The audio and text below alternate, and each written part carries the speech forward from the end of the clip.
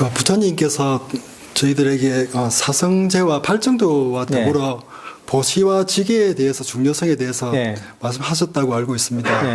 그러면 저희들이 수행함에 있어서 보시와 지계의 그 소중함과 같이 어떻게 활용이 되는지 좀 알고 싶습니다. 사실 부처님 그런 일화가 있습니다. 부처님의 첫 번째 제가 제자 중에 제1의 제자가 아나타 빈디카 장자가 있습니다. 급고독 장자라고 하죠.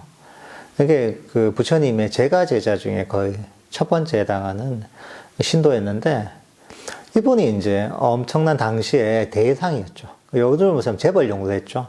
재벌이고 신심도 대단해서 기원정사를 보시하신, 당시에 부처님 20여 년 머무셨던 기원정사를 보시하셨고, 굉장히 큰 당시에 불교계에 큰 역할을 했던 분이죠.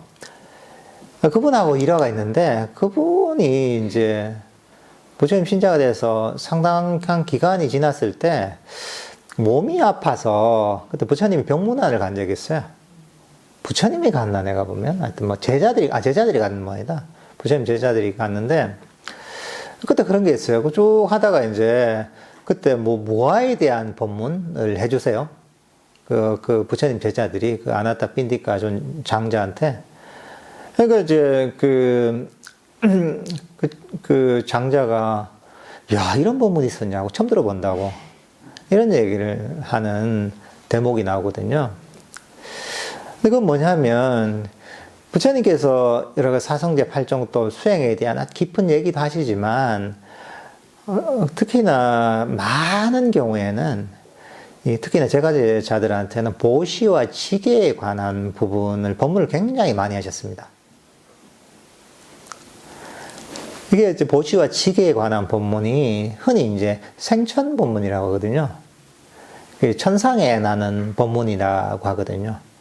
보시하고 지계에서 우리가 그런 복을 받는다는 거죠. 큰 복을 받는다는 거죠. 그러니까 왜 이런 그런 가르침을 주셨냐? 첫 번째가 뭐냐면, 일단은 이 사람들이 법을 들을 수 있고 수행할 수 있는 그런 조건에 처해야 됩니다.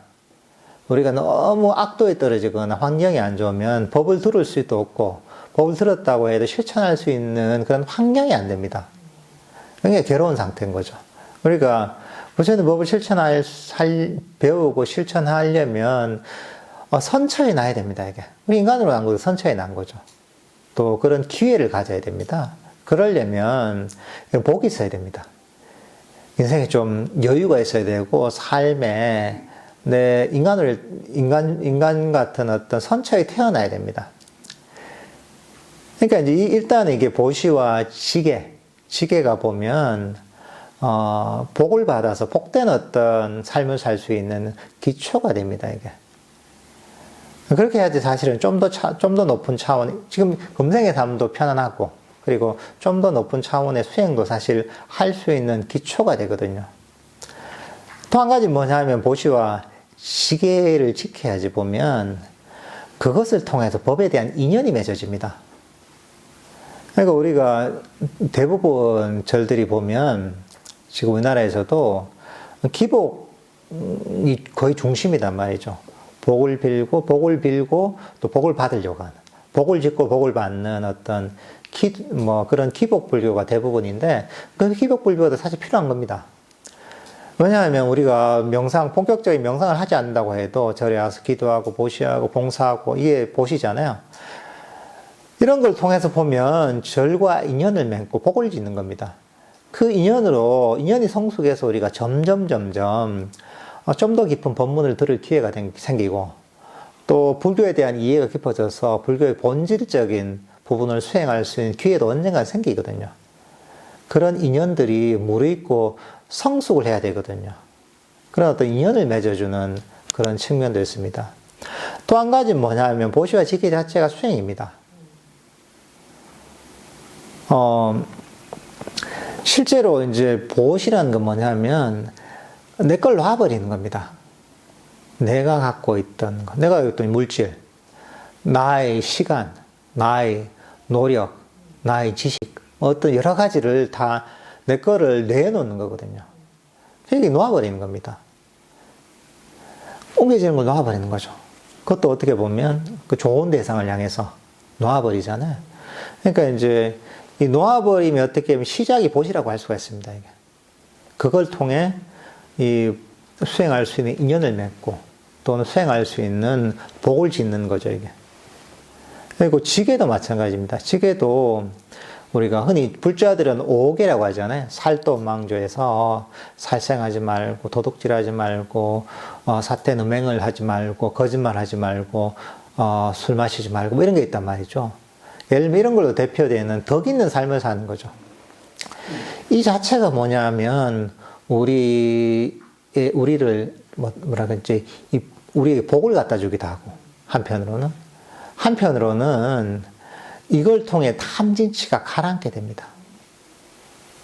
우리가 막 거짓말하고 욕심내고 살생하잖아요. 그러면 탐진치가 죽을 듯이 일어납니다.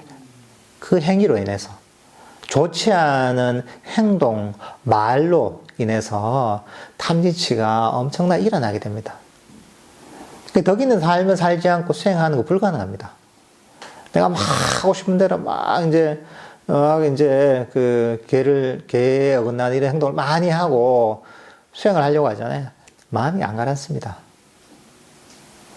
그러니까 사실은 이 덕 있는 삶이 바탕이 돼야지 마음의 거친 번뇌가 가라앉습니다. 이 계를 통해서 보면 거친 마음의 탐진치를 가라앉힙니다. 그러니까 이것도 수행의 기초가 되는 거죠, 이게. 보시와 지게는 보통 생천법문이라고 해서 복을 받는, 복을 지어서 복을 짓는 거죠. 그래서 복을 받아서 좀 더 행복한 어떤 삶을 누리게 만드는 문천이 되기도 하고 수행의 아주 기초가 됩니다. 그래서 흔히 절집안에서도 보면 그런 얘기가 있거든요. 행자 때 복 지은 걸로 우리가 수행을 한다 이런 얘기가 있습니다. 절집안에. 왜냐하면 우리 한국에서 출가를 하면 행자 생활 하거든요. 뭐 6개월, 1년 정도 하는데 그때 굉장히 뭐 이것저것 힘든 일들 많이 합니다. 절집안에 힘든 일들을 다 하거든요. 근데 그때 이제 어떻게 봉사하고 내가 남들이 하기 싫어하는 일들을 다 하는 거거든요. 근데 그게 어떻게 보면 이 복이 돼서 그 복으로 보면 수행을 한다 이런 얘기도 합니다. 그래서 옛날에는 복을 많이 준다고 한 행사생활 좀 하다가 계를 받을 때쯤 되잖아요. 그럼 도망갑니다. 딴절로 이제 도망가서 또 행사생활 하는 거예요. 하다가 이제 또 할 일쯤 하다 또 도망가요 이제. 그래서 어떤 스님은 내가 아는 스님은 행사생활 3년, 3, 4년 한 분도 있습니다. 이게. 그래서 또 예를 들면은 옛날에 조금 큰 어떤 선언이 있는 데 같으면 예를 들면은 그 공양을 부를 때 사는 데가 있거든요. 요즘은 모르겠는데 공양을 부를 때 사는 데가 있단 말이죠. 어떻게 보면 그게 절집안에는 나름 출가 연도에 따라 일종의 이제 선배 후배가 결정되거든요. 좌차라고 하는데, 근데 보통 이제 힘든 일들은 법납이 낮은 스님들이 하고, 좀 편안한 일들은 어떻게 보면 법납이 높은 스님들이 하시는데, 근데 때로는 보면 성호에서도 뭐 공양을 짓거나 되게 힘든 일이거든요. 부를 때 사는 게. 그런 것들도 보면 법납이 많은 스님들이 이제 이제 지원을 해서 자청을 해서 하는 경우가 있어요. 뭐 그런 하시는 얘기가 그런 거죠. 이제. 내 복을 좀 지어야지. 내가 보니까 복력이 약해서 내가 수행이 잘 안 되는 것 같다. 이렇게 해서 그런 일들을 자청해서 하는 경우도 있거든요. 그러니까 사실 이제 수행을 하려면 사실 그런 복이 좀 있어야 됩니다. 복이 있어야지 수행하는데 장애가 별로 없습니다. 그러니까 이제 이런 것들도 있기 때문에 사실 보시와 지게도 잘 알고서 실천하는 게 중요한 겁니다. 그러니까 본인 수행만 다 해서 다 이제 이런 사람들 있잖아요. 보시와 지게 이런 것들은 이러면 수행이 장애가 많습니다. 사실 우리 마음이 보면 또 이제 그런 경우도 있단 말이죠. 조금 비슷한 부분이긴 하지만, 내가 수행한다고 해서, 내 수행만 해야지 하고, 아무도 안 해. 그러면은, 남들이 뭐 해라 하면, 난 수행해야 된다 하고, 이런 사람이 있단 말이죠. 그 수행을 잘할 것 같죠? 아닙니다. 왜냐하면, 수행이라는 게 놓아버리는 과정이잖아요. 이게 이해되는 게 뭐냐면, 우리가, 아나파나사티를 자해명상하고 걷기명상을 하고 수행을 좌선을 하는 이유는 뭐냐면 놓아버리기 위해서 이런 수행이 있는 거예요. 그걸 위해서 그런 어떤 수행 방법을 활용하는 겁니다. 근데 마음은 계속 움켜쥐죠. 내가 더 돼야지, 더 성취해야지. 이 마음을 가지잖아요. 그죠? 그러면 이게 수행하고 완전히 반대로 가는 겁니다. 그러니까 이걸 잘 이해해야 돼요. 그러니까, 그래. 내가 하고 싶은 게 있으면 포기하고, 그래, 내 봉사를 하자. 이 마음이 보면 오히려 마음을 놓아버리게 만드는 거죠.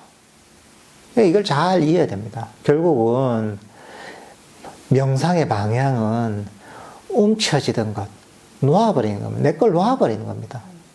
그것을 위해서 이런 다른 명상법들이 있다는 걸 이해를 해야 됩니다. 그래야지 방향을 잃지 않고 갈 수가 있습니다. 근데 이제 세속에서 우리가 막 부자 되려고 돈을 모아서 내 거 해서 이제 이 수전노처럼 이렇게 돈을 모아서 부자가 된 사람 있잖아요. 세속에는 우리 부자가 되죠. 불교수행은 그런 게 아닙니다. 불교수행은 내 걸 챙기고 지키는 게 아니라 내 걸 놔버려야 되는 겁니다. 포기해야지 명상이 발전하는 겁니다. 명상이. 그러니까 어떻게 하면 놓아버리고 어떻게 하면 포기하고 할 수 있느냐. 그게 어떻게 보면 명상의 관건입니다. 그러니까 보시, 지게는 다 포기하는 거다. 포기하는 거거든요.